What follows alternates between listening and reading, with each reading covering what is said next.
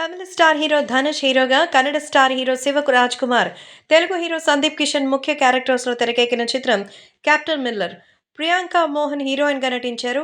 Arun మాతేశ్వరన్ direct చేసిన ఈ సినిమాని తమిళంలో సంక్రాంతికి రిలీజ్ చేయాలని చాలా మంది ఎంతగానో అనుకున్నారు. అయితే ఈ సినిమా అప్పుడు రిలీజ్ అవగా ఎంతో అద్భుతమైనటువంటి విజయాన్ని సాధించింది. ఇక ఇప్పుడు తెలుగులో కూడా రిలీజ్ చేశారు.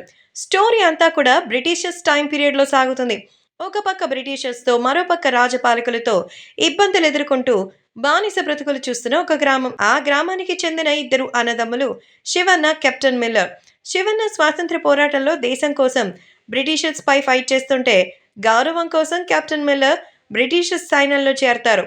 అక్కడ సైనికుడిగా శిక్షణ తీసుకున్న సమయంలోనే మిల్లర్కి కెప్టెన్ రఫీక్ పరిచయం అవుతారు. ట్రైనింగ్ పూర్తి కాగానే స్వాతంత్ర పోరాటం చేస్తున్న వారిని షూట్అవుట్ చేయడానికి Miller and Rafiq team members అందరినీ తీసుకుని చంపిస్తారు. తమ చేతులతో తమ తోటి భారతీయులను చంపడంతో మిల్లర్ అండ్ రఫీక్ చాలా బాధపడతారు. ఇక ఆ మారణ హోమంలో మిల్లర్కి కోపం వచ్చి అక్కడే ఉన్న బ్రిటిష్ ఆఫీసర్ని చంపేసి తన ఊరికి పారిపోతారు. ఊరికెళ్ళిన తర్వాత తెలుస్తుంది తాను చంపిన భారతీయుల్లో శివన్న కూడా ఉంటారని. దీంతో మిల్లర్ని గ్రామస్తులు ఊరిలోకి రానివ్వరు. అన్నయ్యని చంపానని గిల్టీ ఊరిలోకి రానివ్వలేదనే బాధతో మిల్లర్ దేశదిమ్మరిగా తిరుగుతుంటాడు. ఆ సమయంలోనే రాజన్న అనే ఒక దొంగల ముఠ పరిచయం అవుతుంది. ఆ దొంగల ముఠ బ్రిటిషర్స్ నుంచి ఆయుధాలు దొంగతనం చేసి స్వాతంత్ర పోరాటం చేసేవారికి అమ్ముతారు.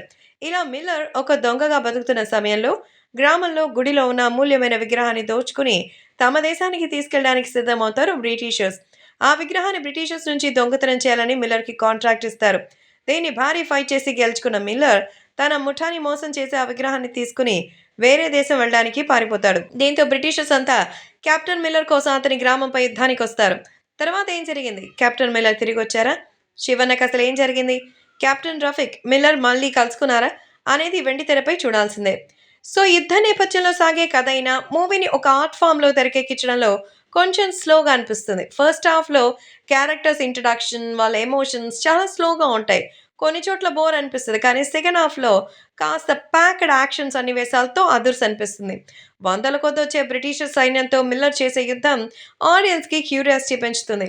ఈ యుద్ధంలో కొన్ని థ్రిల్లింగ్ ఎలిమెంట్స్ అయితే ఆడియన్స్ చేత విజిల్స్ వేయిస్తుందట.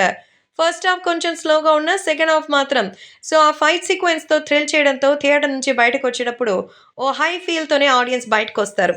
ఫస్ట్ హాఫ్ని మర్చిపోతారు. అలాగే సినిమా చివరిలో సెకండ్ పార్టీకి సంబంధించిన లీడ్ చూపిస్తూ సెకండ్ పార్ట్లో పవర్ఫుల్ విలన్ ఉండబోతున్నారని ఇచ్చిన హింట్ ఆడియన్స్కి సెకండ్ పార్ట్పై ఆసక్తికరంగా ఉంది. ఇక కథ అంతా ధనుష్ చుట్టే చుడుతుంది.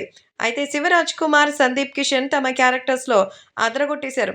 రాజకుటుంబంలో పుట్టిన హీరోయిన్గా ప్రియాంక మోహన్ కూడా ఎంతో చక్కగా ఆకట్టుకుంది.